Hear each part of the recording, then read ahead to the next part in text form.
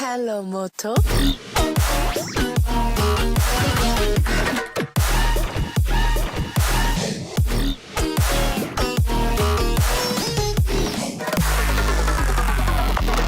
Ladies and gentlemen, greetings. My name is Denis Zachenko and I made my life very difficult a few months ago when I, just for curiosity's sake, made a video comparison of a Motorola phone and my personal Redmi one. And not only my life became more difficult, but even making a review of Motorola Edge 50 Neo became harder. Because for a long time I limited my conscious choice of smartphones to Android skins that had certain features that were extremely convenient for me personally, and these features were exclusive to a rather problematic Chinese versions of Vivo and IQ brands. Then, after comparing Moto and Redmi, I have learned that most of the features I needed appeared on the devices with just fresh version of Android, no additional skin required. And then I picked up Motorola Edge 50 Neo and realized that Android 15 is,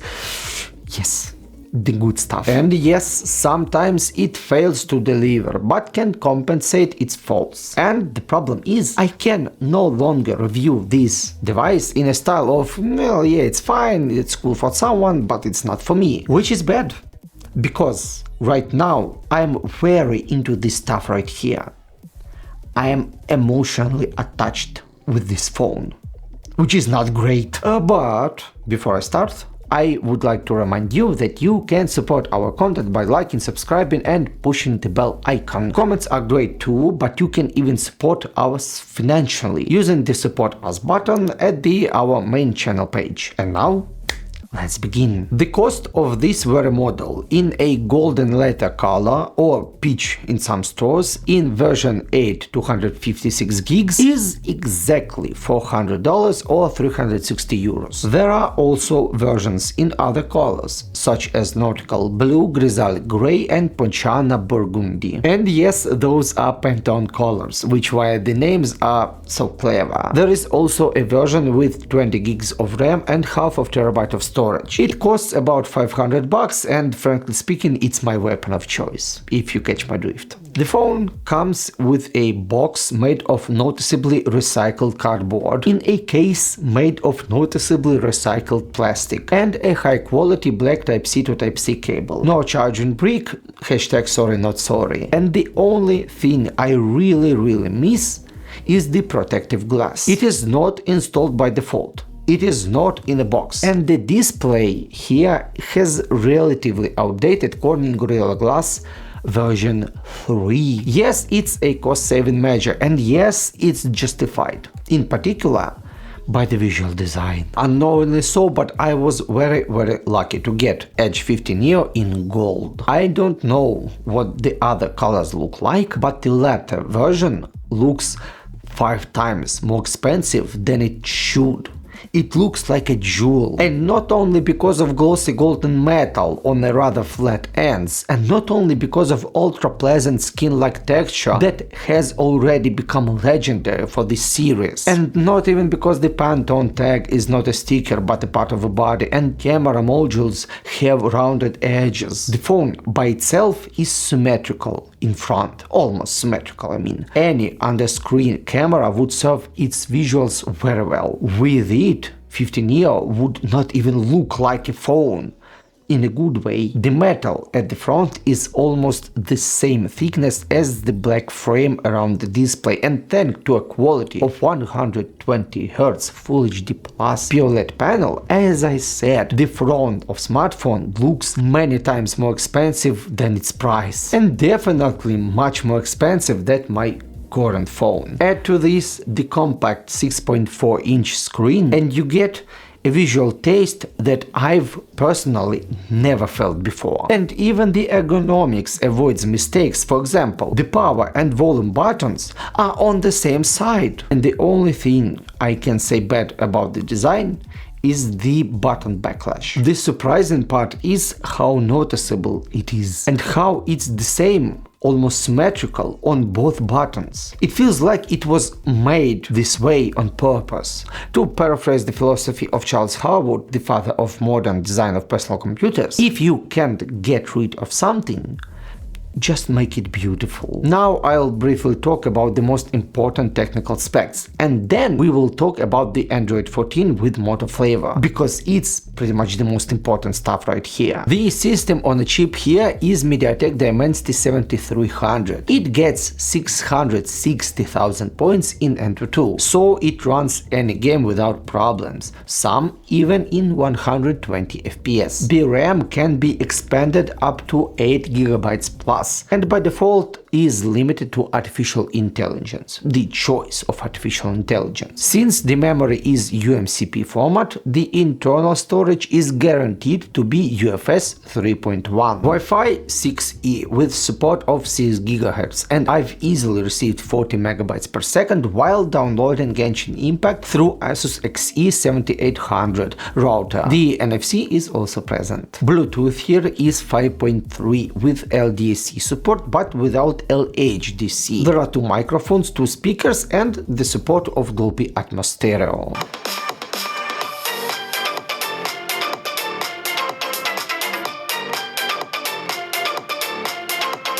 The fingerprint scanner is under the screen. The body has not only IP68 protection, but also supports MIL-STD110H, and microSD support is absent, as well as support of 2 physical SIMs. Phone supports only eSIM and Nano SIM. But I have very special and pleasant words about the cameras, starting with the signed focal length in 35mm equivalent.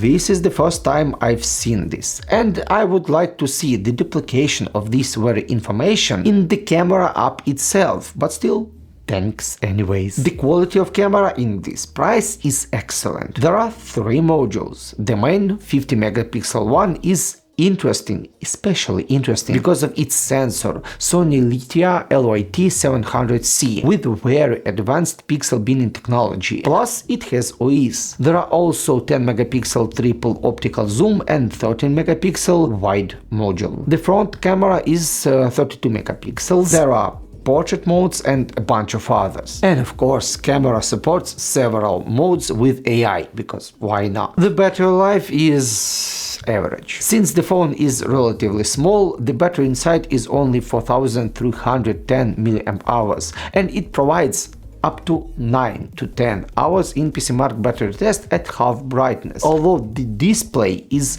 bright, very bright by itself, up to 3000 nits in HDR mode. Charging though is quick. Wired is up to 68 watts and wireless up to 15 watts. Now, why is the Android by Motorola is so important here? Because when I took the smartphone out of box and started setting it up, at some point Edge 50 Neo asked me what I wanted. Gestures or buttons at the bottom. And this is not normal. Stock Android does not respect buttons. In fact, it is so limited that even Linus, in video about Google's purest Android, almost went crazy trying to use Fresh Pixel. Pure Android degrades over time, version after version. Yes, it's not the only one. One UI, for example, no pun intended, also lost very important interface feature after version 2.0, and even at version 7 still didn't return them. But that's Samsung. And this is Google. The Google developers, for all that's good, should be ashamed of themselves for this. But I understand that the absence of buttons by default, although it can be turned on with some specific magic, is a part of their philosophy. Google decides for you. Google knows best. I disagree. So Pixel is not for me. And then comes Motorola on the scene in a pink Cadillac and says, "Shh, babe, it's okay. Here, buttons. Yeah, we didn't have them before, just like Pixel. Yeah, we did an oopsie. Trust in Google. Yes, we've changed. Hope it's not too late."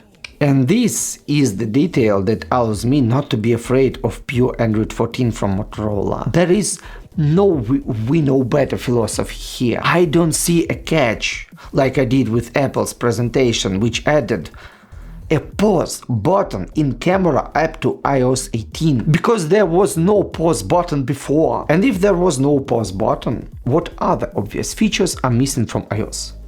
The reboot button? What do you mean there is no reboot button? In short, I'm starting to believe that finally I will have no need to use deep cut crutches to bring Android to its adequate state, because it can be great out of a box, unlike HyperOS, for example. Therefore, Edge 50 Neo may not be the most powerful, prestigious, best smartphone in the world that does everything at once, but it is convenient. It is pleasant to use. It is nice to hold in your hands. It is nice to swipe. The settings button is at the bottom where it belongs. And also, this phone is fast. Not only in hardware, but also in software. There is no animation timeout, meaning that you can activate the next one before the previous one ends. And this is one of the reasons why I absolutely despise HyperOS. On the plus side, there are gestures. Chop in motion for flashlight, quick access to camera by turning your wrist, plus a double tap on center of the back, which is customizable. Yes, Google still left some smelly rags behind. Why is there no professional video mode in camera app, for example? Not pro photo, pro video? I don't know. Why is there still no adequate desktop manager? I don't know either. I also noticed 4 pre-installed games.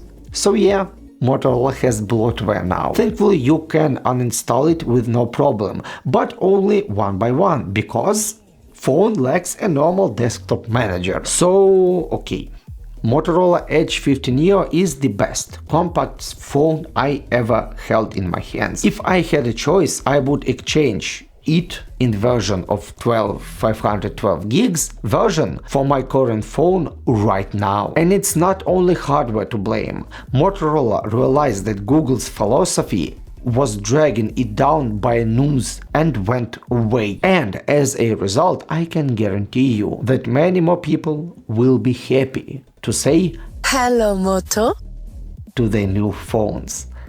And I hope that I will be among them. And that's it for me. In the comments below, do not forget to write, do you expect your next phone to be Motorola after this review?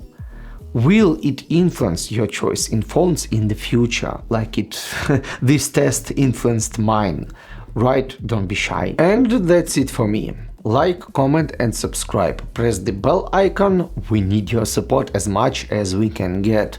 My name is Denis Zachenko, and I'll see you next time. Take care.